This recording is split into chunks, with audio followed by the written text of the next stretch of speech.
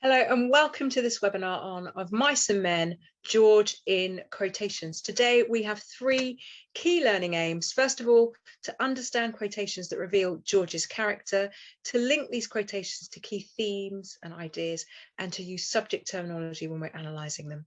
So if you remember that George is a key character, he is a brother or a father figure to Lennie. One of the first physical descriptions of George we have is that he has strong, sharp features. This means that he's chiseled, and these sibilant adjectives, strong and sharp, suggest that masculinity in him. Now, the author really explores this idea of what it means to be male, and George is kind of a fine specimen of masculinity, but also sharp means that unlike Lennie, who's instinctive, like an animal reacting, he's proactive. And even in chapter 1, he plans Lennie's kind of escape route if he gets in trouble, which almost is inevitable.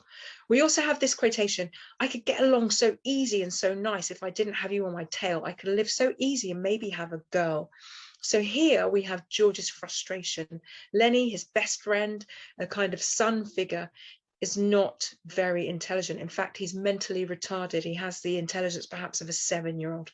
He's constantly having to tell him things, to remind him things. He's constantly having to get him out of trouble. And here we see his frustration. That's a really key theme throughout the novel: frustration, people not being able to fulfill their potential.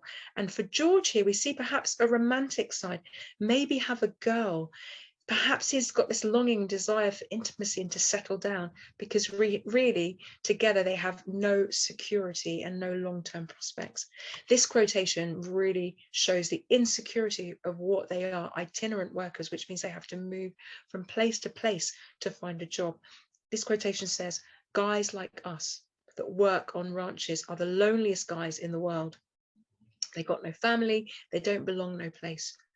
With us, it ain't like that. We've got a future. So despite his frustration and anger, when he knows that childlike Lennie is constantly getting in trouble, he understands that there's that reassurance, that friendship and family that they are to each other, that they have each other. And even though he says we got a future, I think until chapter 3, he doesn't believe they have a future.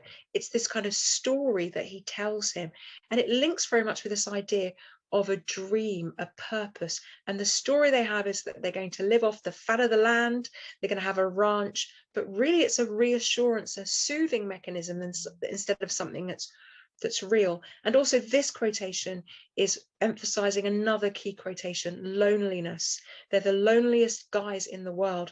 It's underscored and emphasized so much in the text, where they're working in soledad, which in Spanish literally means lonely, and he plays solitaire, which again shows that sense of loneliness and isolation. And really George and Lennie only have each other to rely on. The next quotation, I said get him. Chapter 3 is really crucial. 3 P's: you've got the pup, you've got the possibility of the ranch, you've got the punch up. And here is when Lennie has been goaded again and again by Curly, this man who's the antithesis of George. George is strong and sharp and kind and sensitive and frustrated, whereas Curly is vicious and sneaky and unsympathetic. And Lennie has been goaded by George, and here Lennie has been goaded by Curly, and here George tells him to get him. Now Lennie's strength is huge, and he is Curly on the receiving end of Lennie's strength. And this is a key theme: the violence. And this imperative verb, get him, shows that he's taking no more and unleashing the violence of Lennie. Finally, the last quotation is in chapter 5. Lennie murders in cold blood, but by accident, Curly's wife.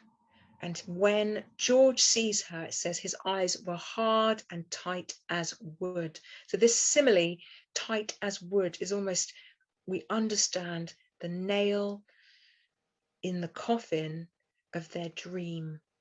Everything is lost because of the death, the murder of Curly's wife by Lennie.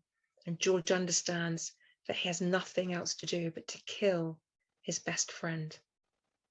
I hope that's helped you understand the character of George, how he is an example of masculinity, how he's frustrated but compassionate, and how at the end he has to make a very difficult decision. Thank you for joining me, and goodbye.